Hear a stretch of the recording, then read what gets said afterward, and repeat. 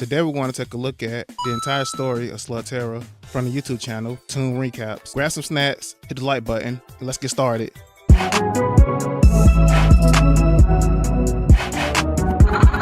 This is how Slugterra begins and ends.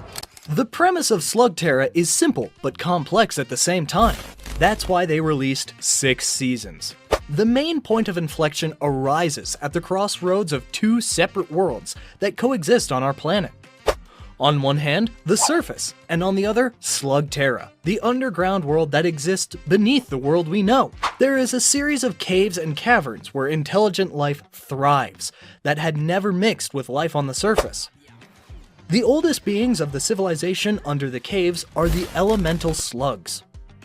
At first, there were only 5. Water, fire, wind, earth, and energy.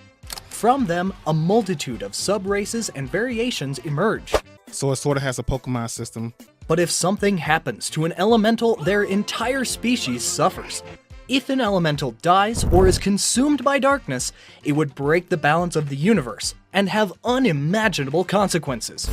Now, let's forget everything I just said, because now we are going to explain how the story of Slugterra really began in the first place. Our story begins in China with a young archer named Yang, who lived under the regime of a tyrannical emperor who created chaos in the lives of civilians. Yang rebelled against the ruler, but was soon defeated and believed to be dead as he fell from the cliff into the land of darkness. However, he was not dead as he was carried away by the current of a river that led him into a cavern in Slugterra, which he then later named Springflower Cavern. There, he began to attract people from his village to escape from the emperor so they could live in peace. At the same time, Yang also met other beings native to the underground of Slugterra, including the slugs who, when subjected to high speeds, could transform into their sub-element. They can transform when they're launched through the air. It's actually pretty cool. Did they ever make Slugterra into a video game?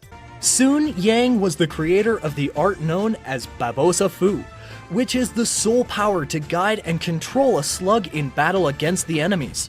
Thanks to the help of his elemental slug friends, Yang protected the location of Springflower Cavern from threats and became the first shooter known as the Champion of the East.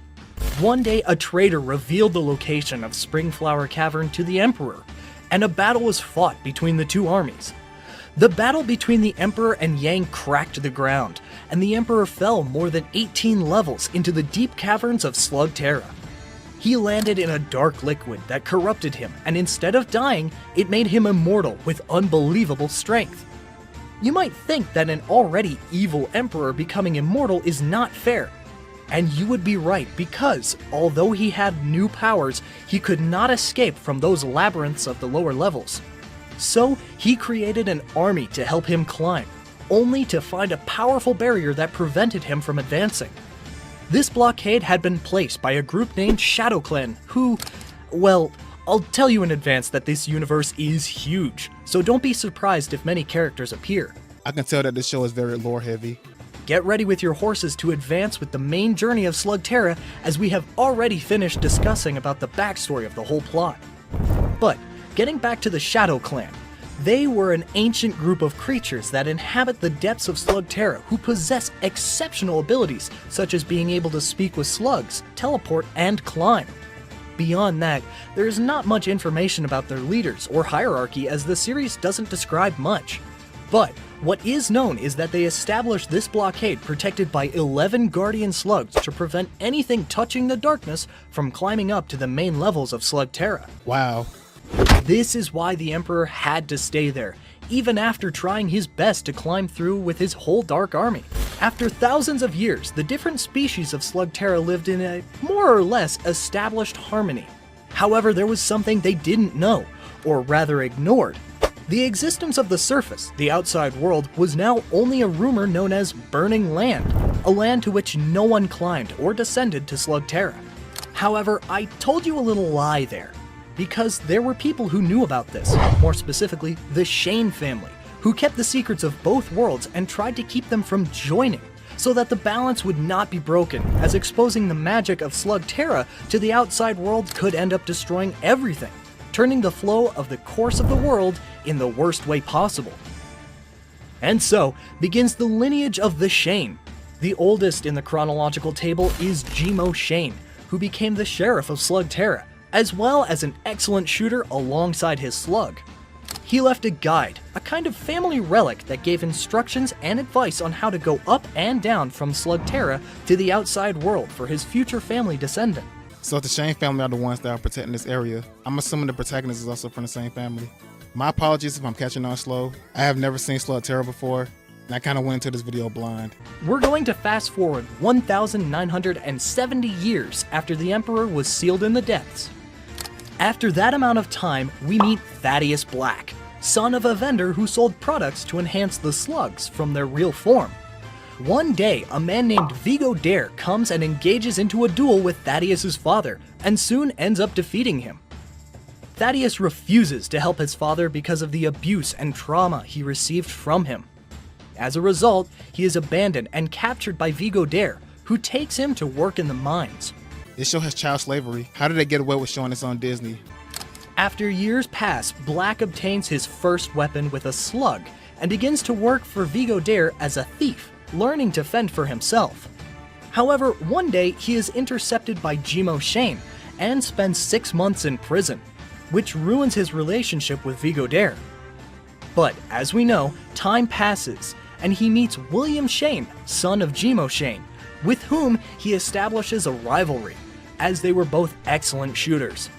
Both are also trained by the Invincible Master, a woman who was the best shooter of all. According to the Master, Thaddeus had a lot of hatred in his heart, so she refused to teach him. To be fair, he was abandoned and sold into slavery. As for Will, he would grow up to become the next champion of Slugterra, establishing a relationship of mutual trust with his elemental slugs. However, the James family were like a type of police force in Slugterra, and Will ends up creating many enemies due to the arrests he must make, including a young boy named Twist, who grew up filled with hatred towards the Shane lineage.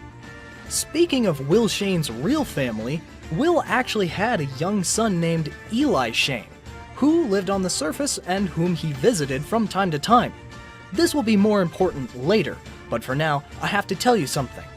Thaddeus and William had another confrontation in which Will convinces Thaddeus' slugs to abandon him, and they all do. These slugs ain't loyal. Thaddeus becomes enraged and promises to find a way to forcefully use them again in his favor. Soon, he somehow makes his way to enter the caverns where you meet the Scourges, and possibly the Emperor. They gave him the dark water that corrupts the slugs and turns them evil in exchange for a favor. And that favor is taking one of their own Devil Diabolos Nachos with his corrupted slug to the higher levels.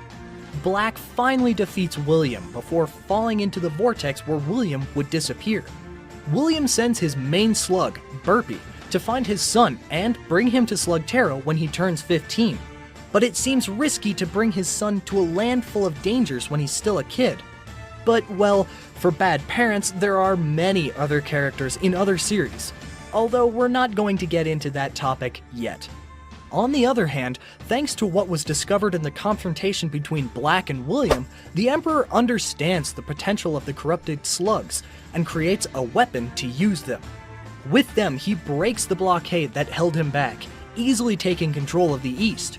He also takes one of the Guardian Slugs, a healer named Slugdoc, and transforms her into Goondosh, her corrupted version that was created after the transformation. He's immortal and now he has a healing slug. That's really OP. Meanwhile, while all of this is happening, a Yang heir was ready to take his place. Remember Yang? The one who had fought against the Emperor over 1,970 years ago? This is Junji, the next protector of the Spring Flower Cave. The problem is that when he faces the Emperor, he is defeated and possessed by Goondosh. So now he is controlled by a slug, and on top of that, to terrorize Spring Flower Cave, all of this without people knowing. And they simply believe that he had changed. Remember this, because later on it will become relevant. Can someone tell me what Black is doing? Well, he continues to create corrupted slugs and take control of other areas of Slugterra, causing everyone to fear him. He takes over the mines of the railway system, which he converts into the Slug Express Metro, and also gets involved in shooting sports to cheat. All of this was made possible thanks to the favor the Emperor did him in the past. And you know it's a bad idea to be in debt with a tyrant emperor. But that's for later, because now all of Slugterra was beginning to assume a dark age until the arrival of Eli Shane. Hey, happy 15th birthday, my guy. Now it's time to embark on a journey to Slugterra. The mission would be to find slugs using all the equipment his father had left him. He soon joins a tracker of the native molnoid species of Slugterra. Without wasting time, they sign up for a contest where they meet Trixie and Cord, and Eli thinks of himself as one of the main champions of short-circuit shooters. However, their names in this series are not their strength, so they win a prize of an electroshock slug that they call Jules. So do the slugs eat, or is it not explained in the show? Due to the fame Jules gains in the tournament, news of Lycee's presence reaches Black. Before the final confrontation, Black gives Daylight a corrupt slug, which ultimately leads to Daylight's defeat. However, Trixie and Cord decide to join him, and this small team is formed. Later, due to the strange type of trade they have in Slugterra, they exchange Jules for some products, but they later regret it and go back for him. Apparently, Jules was going to be sent to a laboratory to be corrupted into a black slug. Speaking of Black, he appears and offers the protagonist to join his side, but he refuses, and a fight ensues. They barely manage to escape, as Burpy creates a powerful wall of fire, but Eli's launcher gets damaged in the process. Over time, the team faces the Hula Gang, led by Black, who is terrorizing a village. Eli's launcher is burned, so they visit Red Hook, an old colleague of William, who gives them a new launcher. They finally defeat the entire gang and obtain a healing slug that can cure corruption. Convenient, but let's give this series a point for following the trail of another slug. They arrive at a region known as the Cavern, where they discover that slugs were being corrupted through the dark water. Of course, the group dismantles the system and frees the workers, but that's not the only reserve that was functioning in Slugterra. It would be logical since there is a dark water well in the center of the town that is horribly affecting the Fandango slug race, who, with their great energy, are capable of reversing the effect of corruption, just like the slugs. Healers like ours delve into the cave where they encounter the Shadow Clan and manage to reach the heart of the origin of the dark water in the area. Eli pulls out her healing slug to repair the damage to restore the ecosystem. Soon after, they have a confrontation with a strange group of zombies. I told them that it was full of creatures, and they meet Mr. Saturday, who works for Black. And after a short while, they obtain the Enigma Slug, which, as the name suggests, is a complete mystery. So they better wait and see. Oh, I forgot to mention one more thing. The primary mode of transportation in Slugterra is creatures called Mega Beasts, which the individuals of the race construct. These had to be sold as toys. So far, everything is good with that, right? Well, it turns out that Black had been meddling in the entire construction process, trying to corrupt the Mega Beasts and dominate transportation in Slugterra. But the protagonists ruin his plans, and not only that, but the group also attacks a refinery owned by Black, which, along with other acts, caused them to be wanted throughout Slugterra, even with their faces on posters. Due to the manhunt, the city authorities use any excuse to imprison people, and soon they are locked up for spitting on the floor. Of course, Eli turns to Mario Bravado, a former slug shooting champion, for help, and with his aid, they soon escape. While the group is on the run, they encounter a new ally, Twist, whom William Shane had imprisoned when they were young. Twist pretends to join the group and help the protagonists, but in reality, he works for Black. Twist suggests that the group rob a train, and they succeeded, resting in a hideout that belonged to Eli's father. Finally, Twist betrays them and tries to ambush them. His name is Twist. It was obvious he was going to betray you. But it doesn't end well for him. Black gets fed up and fires the subordinate he brought from the lower caves, called El Diabolos Nachos, which was a bad decision that would cause him problems with the Emperor. In any case, our protagonists come out more or less unscathed from this confrontation. But the story doesn't end there. they are attacked again by the Hula Gang, and during their battle, they crack the cave, causing a bunch of Yetis to emerge.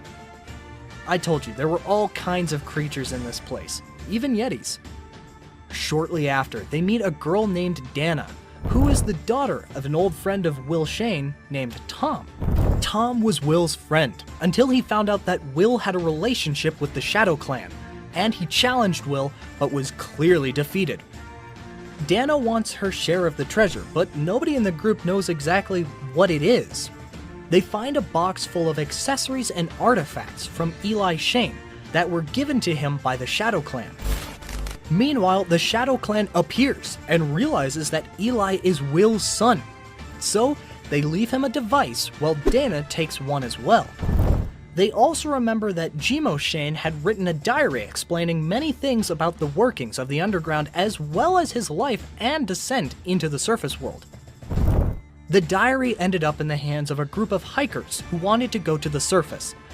Dana then takes the diary and escapes with it, telling her friends about the surface world. The protagonist knows he needs to improve, so he trains with the Invincible Master and Twist. So the Twist get like a redemption arc or something? Just then, Black arrives and defeats the Master, but before she dies, she gives her weapons to Eli. He fuses an attack between two slugs, creating a powerful discharge that forces Black to repeat for the first time in history. Dana decides to break into Black's lair and steal his launcher, but she almost dies until Eli saves her. As thanks, she returns the Shadow Clan device to him, but he insists she keep it. They discover that the devices are a shadow abductor, which allows communication with the Shadow Clan and a teleporter. Excited about the power of the slug fusion, they try it again and seek help from Red Hook, who tells them they could do it. To dominate, using the energy from the Vitalis crystal, an apparently extinct crystal that they managed to find in a landfill. But let's go back to the deep caves where the Scourge lives.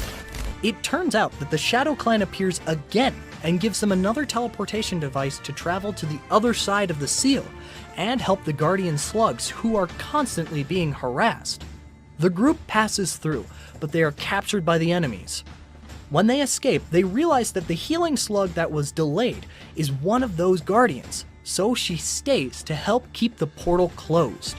They remember the fusion shot and discover that it doesn't always work, thanks to the Shadow Clan, who have appeared to tell them to lower their emotions and not use the fusion shot as if it were the easiest thing in the world, as it harms the slugs. With Enigma's help, they discover that for the special shot to work, the slugs must get along and be compatible.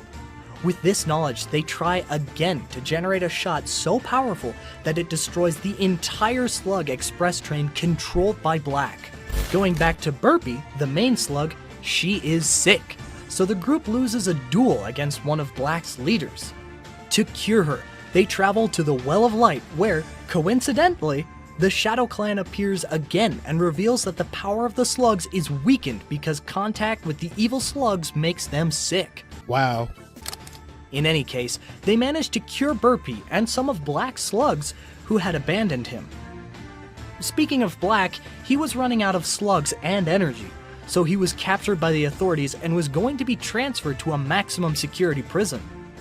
The group escorts the police caravan and faces all of Black's men who were coming to free their leader, but they finally managed to put him in jail. Or so they thought, because then 4 people appear and Black goes with them, not before revealing to Eli that he was the one who killed his father, Will. As usual, Black attacks to capture small, nearby slugs and turn them evil, so our protagonist must stop him by any means necessary. Everything is becoming absolute chaos as Black is absolutely flawless and has taken over a large part of Slugterra in a short time with the help of the Flagellants, whom Eli and the rest must defeat one by one. However, they cannot defeat the power of Black, so they turn to the Red Hook once again, only to discover that he has been captured. So they infiltrate and rescue him and Garfio, who gives him an accelerator for his launcher, which makes the attacks of the slugs much more powerful. Unfortunately, not all battles are victories, as Black is building a portal to the deep caverns and it is almost complete.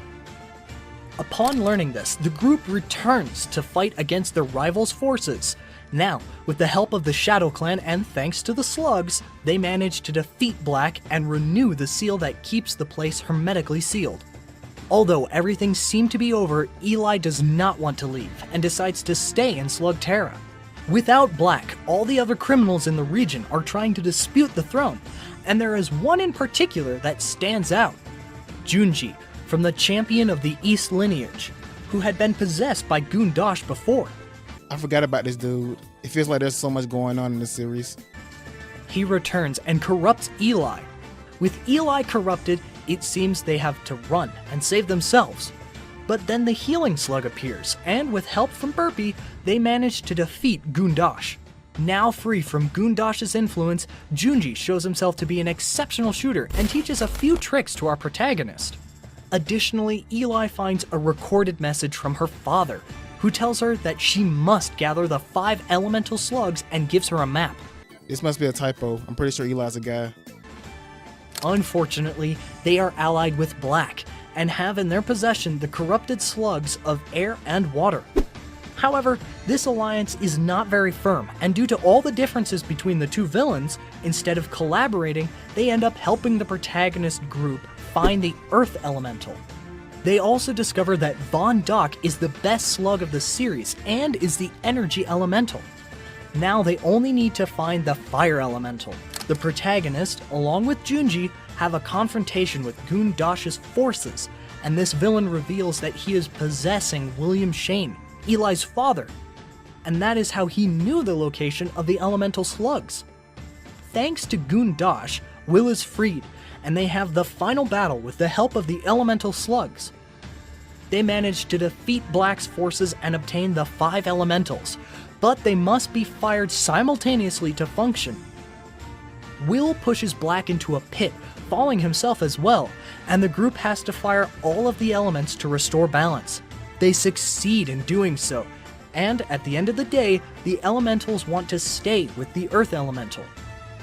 But all of them together is too powerful, destructive, and active, so Junji recommends that Eli learn the art of slug fu. Everything could have ended nicely here, but soon, for some reason, the information on how to capture the elementals is leaked, and now they have a series of villains after them to steal them. Thanks to this, Eli has the opportunity to use slug fu to connect with her slugs and prevent them from fighting against her. Once this is resolved, they take Sushi back to the Flower Spring Cavern, but everything is corrupt and dark, especially due to the presence of the Emperor. The people there think Junji is evil, as he was previously possessed, but now he is a changed man who is a friend of Eli. So the group proposes a tournament in order to see the Emperor, but they have to fight against the former teacher of Junji, who is corrupted by dark magic. However, thanks to the mastery of the elements, they defeat her, and in an act of ignorance, they release the evil energy of the teacher. But then, they awaken the Emperor, so they fight against him and lure him to Springflower Cavern, where they manage to throw him into the deep caves, and create a new one with the help of the elementals. As if that wasn't enough, after everything is over, a new character appears, a boy named Tad, who rescues Eli and learns his trust. But he's not what we think. He was the son of Black, and they want to know what happens with all of this. Well, the truth is that they won't be able to find out because the series ends exactly like that, due to it being cancelled. Yes, one of the programs with the most developed universes on the Disney XD channel has an open ending. So, this is all for today's video. We will be meeting again next time on the same channel. Adios for today, my friends. See you next time. This was a good recap, but honestly, I think it'll be better if I watch the series as a whole and not just a summarized version. It feels like this video skipped a lot of details. Tell me what you think of Slugterra down below. Till next time, I'm TzuNamii. Thanks for watching.